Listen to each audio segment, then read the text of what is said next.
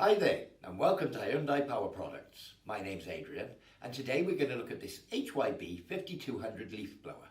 So I'm going to open the box, lay the contents on the table so you can see exactly what you get, and after that we're going to go through the basic assembly of the unit. So as you can see, we've got the basic backpack unit itself here with its trigger and assembly connected. Two-stroke mixing bottle, we'll talk about that a little later. We have two of these straight tubes. One tube with a narrow end. We have the flexible rubber tube. Two Jubilee clips, they're going to come in conjunction with that.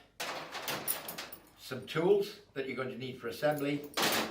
And finally, the user manual. Now I do strongly recommend that you read the user manual thoroughly before use.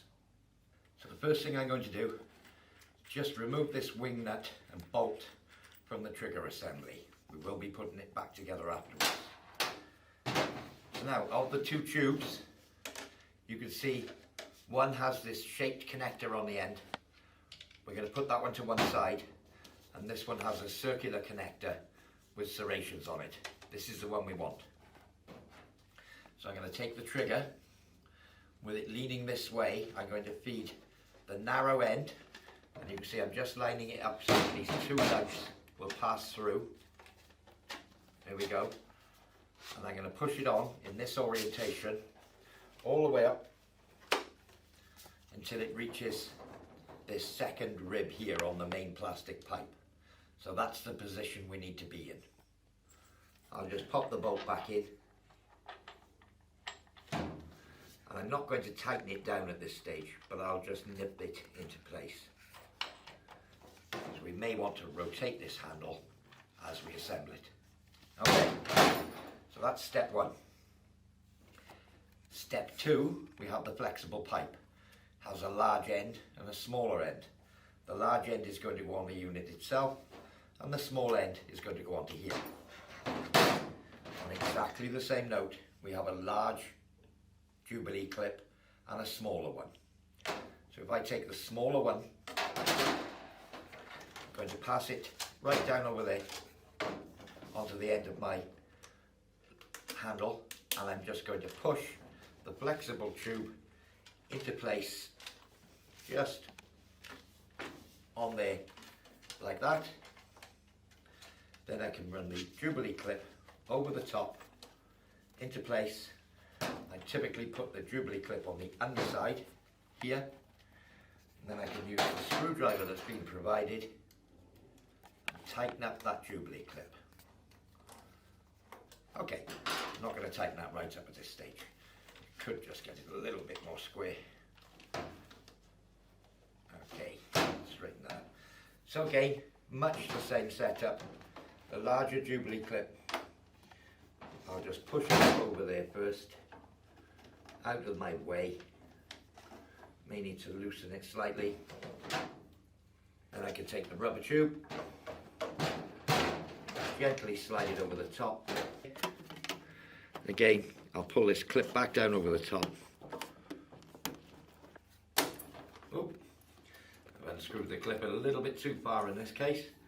Not to worry, I can just reassemble the clip. Screw popped out at the last moment.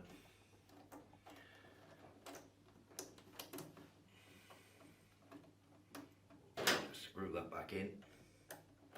Okay, again, I'll put that on the underside. That's out of the way of the operator. And I'll go on the underside and tighten it up. So that part's assembled. As you can see, now I can straighten up that handle into the vertical position, and I'll just tighten that wing nut up. Okay. So that's the basic assembly. Now you have a choice with your leaf blower of two different types of blower here. We have the one with a narrow nozzle, which gives you a greater wind speed. And obviously for full volume we'd use the circular one. So to fit these, you'll see they have a small screw. I'll just pull that screw out. And basically this slot and a turn. So if you look at each one of these, if I line that up, push in there all the way, then rotate, it's locked, and I can tighten up this screw, and that'll stop it coming off. Okay, we got the screwdriver. If you're going to be changing them on a regular basis, changing from one to the other, you don't really need to do the screw up, but if it's going to be a permanent fixture, you can leave the screw. Much the same, you can go extra long with these and put another one in on the end. So you've got a really long one as well. You'd be blowing leaves directly on the floor. So just to make it easy for myself, I've removed the two end tubes just for this demonstration. So the lower part of the backpack, you'll see the shoulder straps here, I haven't got them twisted, I've got them nice and straight, comes with this hook. Down here on the bottom, you simply hook it in, you can get the angle on it, push it in, and there's two holes on the bottom of the backpack here, and that's it connected, so we'll do that the same on both sides. So probably the most important thing with this two-stroke machine is that you add the correct amount of two-stroke fluid to the fuel. So the fuel tank here, to fill with fuel, obviously undo the cap anti-clockwise. I'll remove this little warning label that tells you about the two-stroke oil, and fuel can be simply poured in here. Okay, now we do supply this two-stroke mixing bottle, and the ratio needed for this machine is 40:1. So that would be 40 parts of fresh unleaded petrol to 1 part of two-stroke oil. So I'll bring you in close up on the bottle and I'll show you how we'll do it. So what we would do, and you can see here 1 to 40, is fill this bottle, put it on a nice level table and fill it up to this lower line, this line here, with petrol. Now be really accurate with this, stand it nice and level on a level surface and fill it up with fresh unleaded petrol to this level.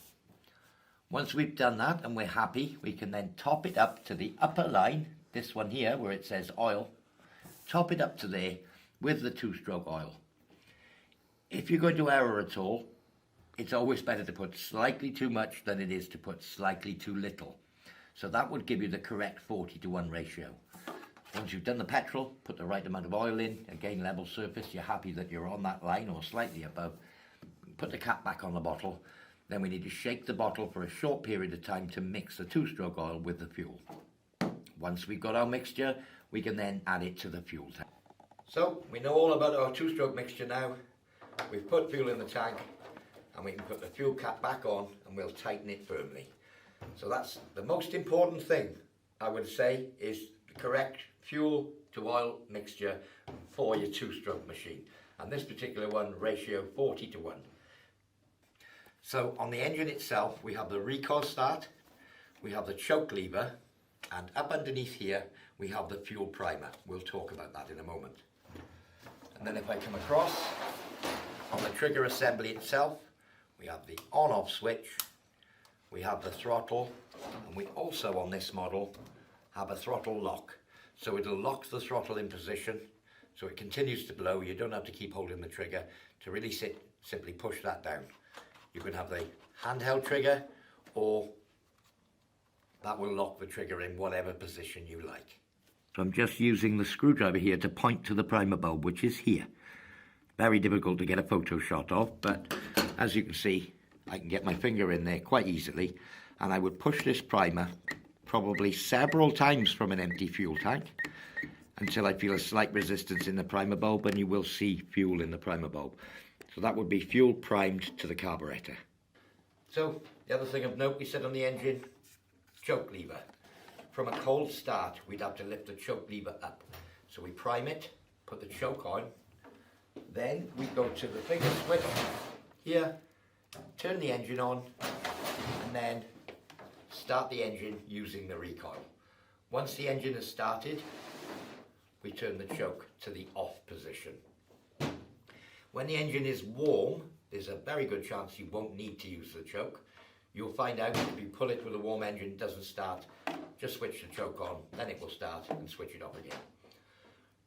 If you leave it for a few days, there's a good chance you'll need to prime it using the primer again, or if you run out of fuel, you will need to reprime it.